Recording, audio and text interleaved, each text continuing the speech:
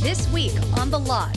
We very quickly can change the face of our industry. A-list celebs come together to create a school for entertainment. And I'm here to remind you. She inspired pop stars Olivia Rodrigo and Taylor Swift. Alanis Morissette's new show hits Hollywood. This is supporting people in their journey. And meet the fabulous women of WOW. That and so much more on The Lot. Hello and welcome to The Lot. I'm Suzanne Marques. Her music and style inspires artists like Beyonce, Taylor Swift, and Olivia Rodrigo. Alanis Morissette has a new musical based on her iconic Grammy-winning album. Stars came out to support Alanis Morissette. Opening night of Jagged Little Pill, the musical, at the Pantages Theater in Hollywood. And I'm here to remind you. It's based on her iconic 1995 album. The show isn't based on her life, but a family trying to keep it together. And when I first write, I write for myself. And then once I share the song, whether it's in this form or a record or otherwise, it's not really mine anymore. So there's that beautiful transition where it's super self-focused, it has to be as an artist, and then it moves to being made available so people can make these songs what they want, and then this musical was taken to another level of a narrative being weaved into the story, and that was a big challenge for Diablo Cody, and she rose to it and then some. Wow, your shorts are like especially gold today. My mom uses color-safe bleach. Go Carol. Screenwriter Diablo Cody won an Oscar for the film Juno, a film that tackles teenage pregnancy with kindness, compassion, and hard choices. In this show, the musical centers on a suburban family whose perfect lives collide with some of the most talked about issues of today. I saw the show last night. I cried my face off. Like, I'm still recovering. I had no idea what I was in for. Thank you very much. I mean, it's certainly, as an artist, you want to be a provocateur and you hope to elicit those emotions in people. And, when I wrote this show, I did not want it to just be a spectacle. I wanted it to be a really profound emotional experience for the people in the theater. So, that's good to hear. Heidi Blickenstaff plays Mary Jane Healy, a seemingly perfect mom, but she's hiding an addiction. Not only do I love Alanis, but I have a lot of personal similarities with my character, and so to be swimming in these extraordinary waters is, it's pretty mind-blowing, and I'm thrilled that we're finally here. It's like rain.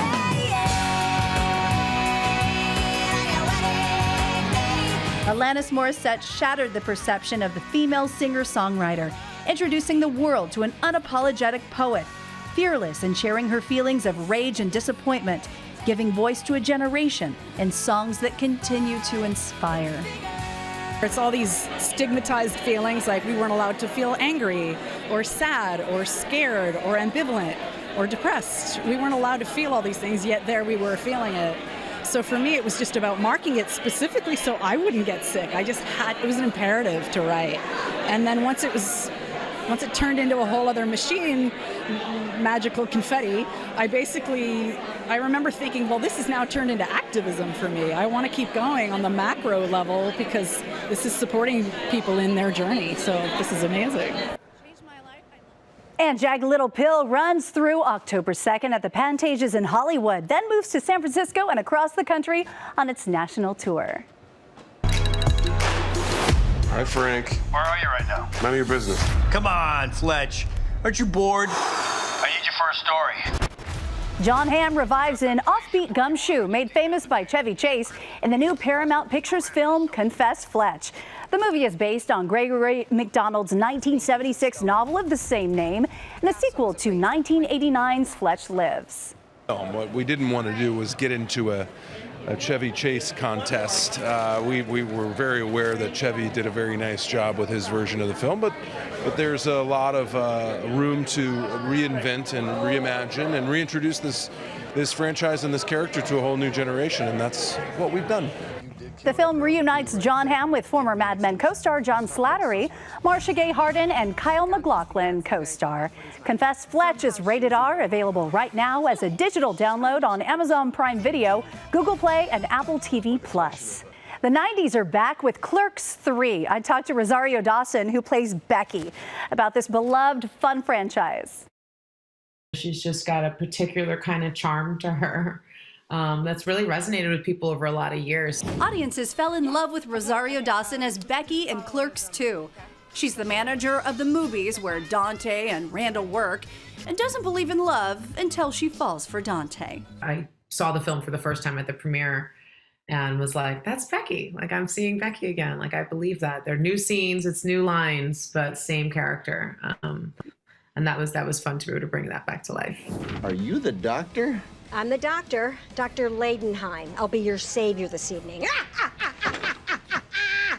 In Clerks 3, Randall suffers a massive heart attack and enlists friends to make a movie about life at the Quick Stop. For director Kevin Smith, who also plays Silent Bob, it is autobiographical. He survived a widowmaker heart attack, and this film explores what could have happened. The universe he creates in View Askew with all his friends and family over these past decades, and to see them all showing up in this project, you know, and supporting.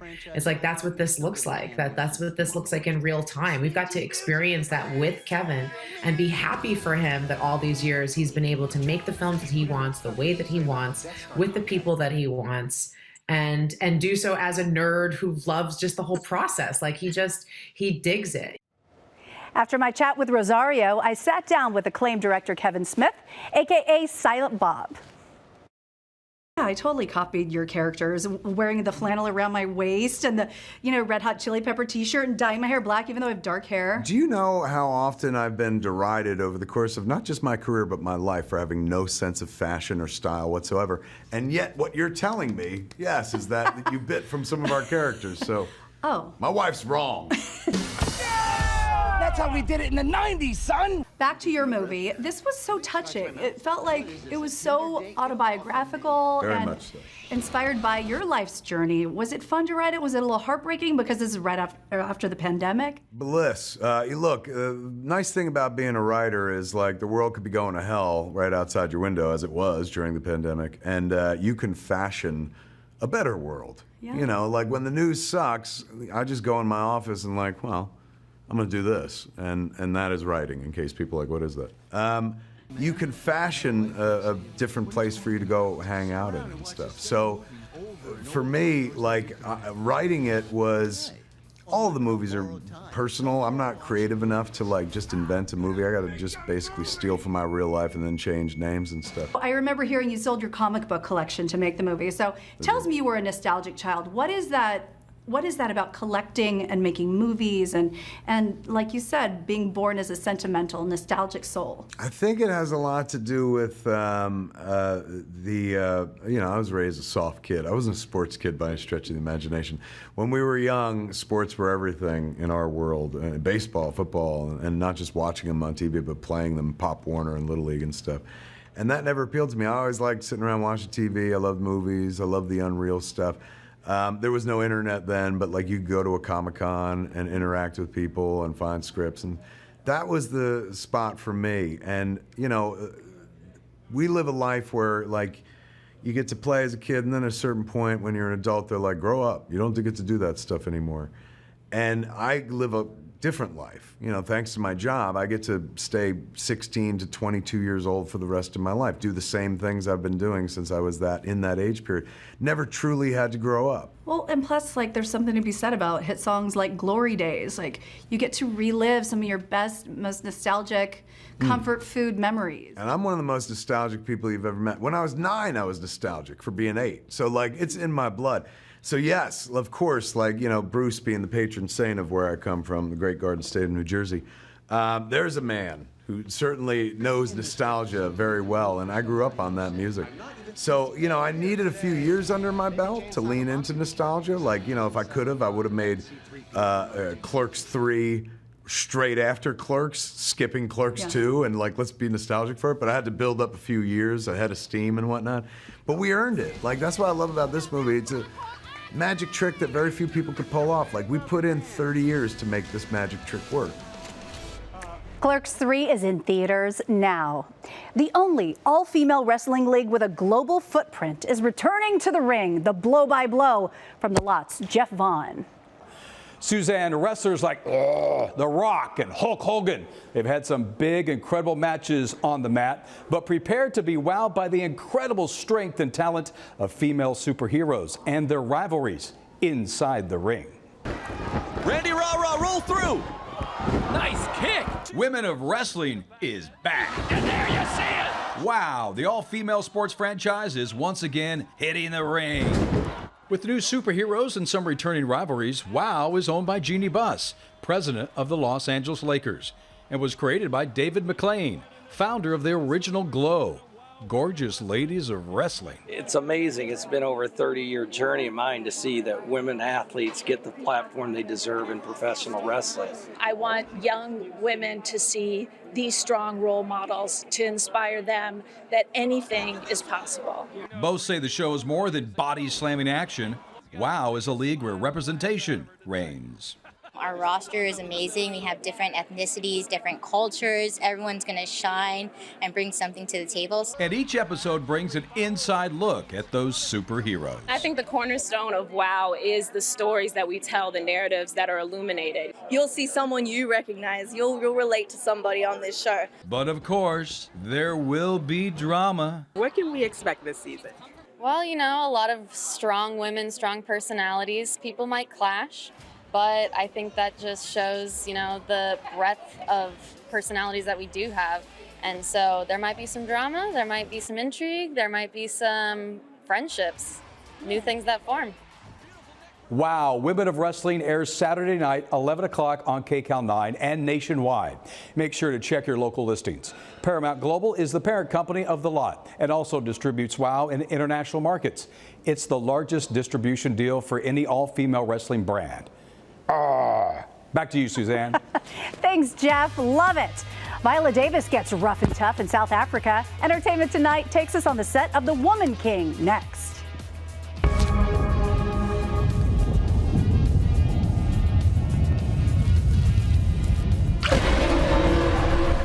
Twin boys arrive at their mother's house and begin to suspect something's wrong with Mommy Dearest in a new horror on Prime Video. It's time for This or That 90s edition with the guys from Clerks. Converse or Doc Martens? Converse. Doc Martens. Doc Martens. Okay. Band t-shirt, flannel, or both? I like both. I'm still stuck in grunge. I felt like I was part of creating that look from the first Clerks. So I would say both. Band t-shirt, because I had House of Pain underneath. What wasn't flannel, it was denim, but you couldn't tell in black and white. So I would say both. I love that. Thank you for taking credit for being a pioneer of that look. Just saying. You left off acid wash jeans. That was all him. God. Have those ever gone out of style? Never. Not in my world. Exactly. Okay. Oasis or Nirvana? Nirvana. Nirvana. Jing, jing, jing, jing.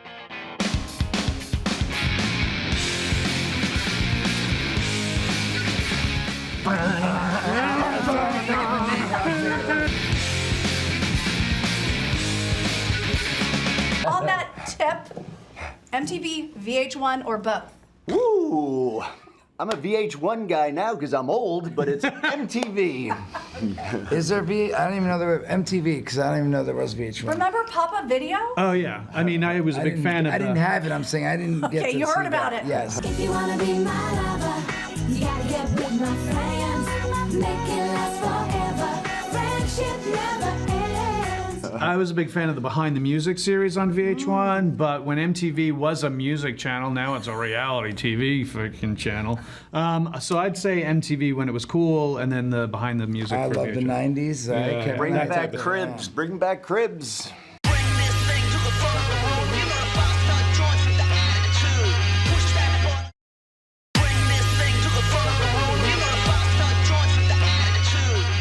Naomi Watts stars in a new psychological thriller that will shake you to the core. She plays the mom of 9-year-old boys, but is she actually their mother? I hate that you have to see me like this, but it's nothing to be afraid of. Dad didn't say anything. I was hoping this could be our little secret.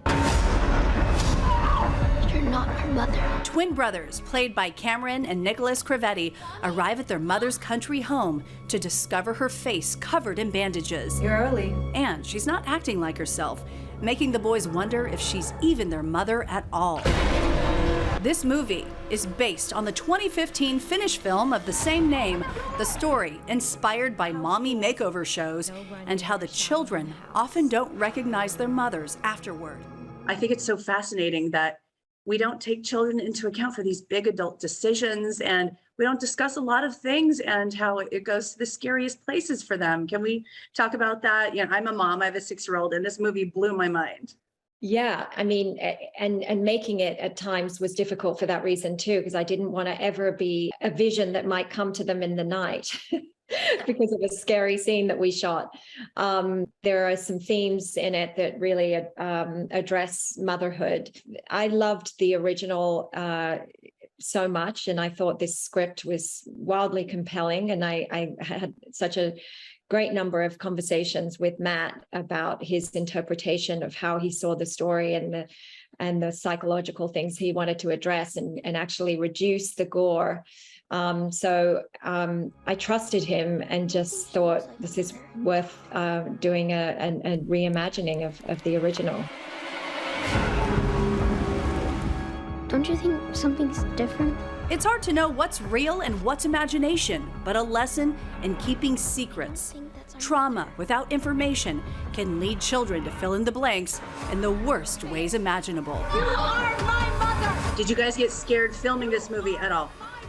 No, not too much really. I mean, sometimes it was more just tense rather than like actually scared. But I mean, it was almost like, even though it's such a, dark story, that it's, we had still a lot of fun on set, but which made just like the more stressful scenes or the more tense scenes like not as tense. Yeah. Okay, they may not have been scared, but I was so scared, still shook. Goodnight Mommy is streaming now on Amazon Prime Video. Viola Davis gets into fighting shape for The Woman King in theaters now. The Oscar winner shared some tough days on set with Entertainment Tonight's Nichelle Turner. Hi, Suzanne. Not only does Viola get into shape, she kicks some serious butt. And only we were invited behind the scenes with a very special ET correspondent. Hey guys, this is Tando Lomo, and we are in South Africa on the set of The Woman King. Ready? Action! As we've been on set, I've heard you say a phrase over and over again. Yeah, boy, yes. Yeah, boy, yes. Yeah, boy, yes. Yep. It's That's the only thing I've learned. The laughs never stop back to back. Even Viola, like, if you're behind the camera, she's in front of the camera, and she, has a blooper moment. It's going to be the most hilarious time on set.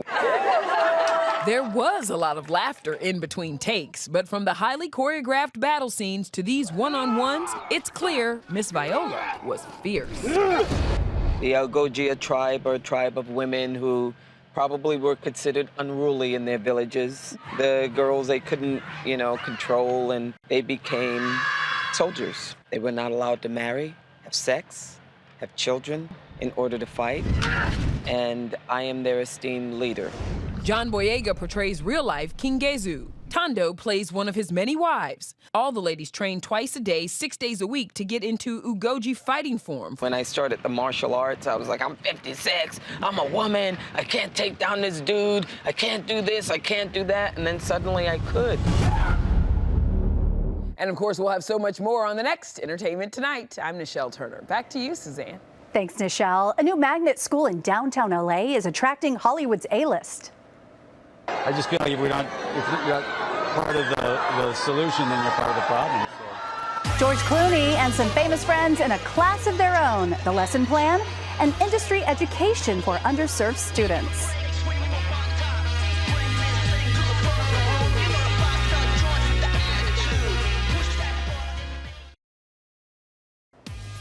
We couldn't be more proud to be here, and we couldn't be more excited for your future. Movie maker turned film school founder George Clooney at the opening of a specialized high school in the heart of Los Angeles. There are roughly 65,000 positions in Hollywood for people who work off camera. George Clooney and the LA Unified School District want to make sure underserved students have a shot. The Lot's Amy Johnson goes on location at the new Roybal Film and TV Magnet School. Suzanne, Clooney founded the Magnet School, and the Oscar winner says Hollywood isn't the best when it comes to inclusion. In fact, the industry usually tries to fix the problem from the top down, something he and others are trying to change. Yeah. A star-studded red carpet rolled out at LAUSD's new Magnet School, the Edward Roybal Learning Center on Colton Street. It'll be a training ground for kids from underrepresented backgrounds to find so-called below-the-line jobs in the entertainment industry. Clooney says there are about 65,000 of them.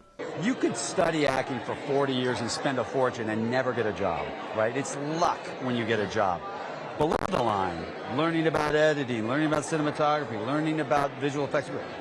You learn that lesson, you can get that job. Actors Don Cheadle, Mindy Kaling, and Eva Longoria are among the founding partners. As George was mentioning, it's something that we usually have tried to address from top down. So it's great to have this opportunity now with the school to provide hopefully a pathway from the bottom up. And these kids can learn about these jobs that very few people even knew existed. And can have an opportunity to really have a career in this business. The Roybal School went from an idea to a groundbreaking institution, and you are its pioneers. The stars are teaming up with LAUSD to make the school a reality. Eternal gratitude for the support and the creation of this TV and Cinema Academy. Clooney says he hopes the school will set a precedent. If it works, then we get to move this. Then we get to take it to New York, and we get to take it to Atlanta, and we get to take it to Chicago. And we very quickly can change the face of our industry in a big way. Clooney says 90% of the students going into Roybal live below the poverty line. I'm really excited. I like going to class every day, being able to film, because we have a film class, and it's really nice to be able to have that chance. More than $4 million were raised for the school. Founding partners include our parent company, Paramount, as well as Netflix and Amazon Studios. I'll send it back to you, Suzanne. Thanks, Amy. The Pooh crew pounding the pavement with an all-new musical.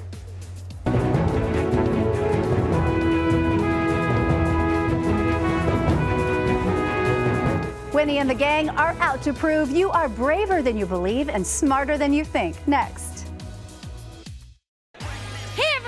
I'm Jojo Siwa, and you're watching The Lot.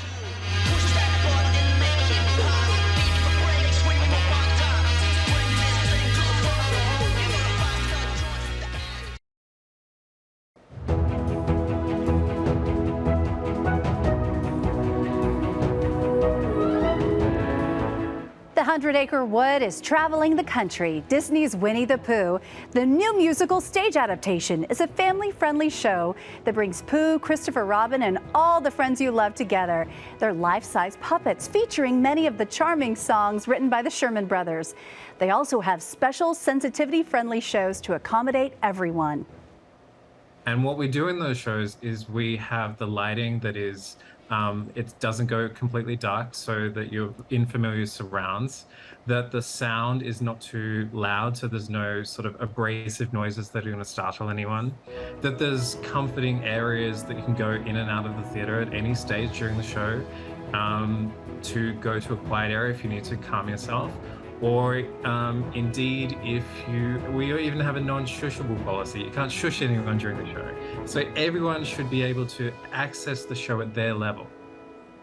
He also just opened Sesame Street, the musical, off-Broadway. They're also planning a national tour. In the words of Winnie the Pooh, how lucky am I to have something that makes saying goodbye so hard?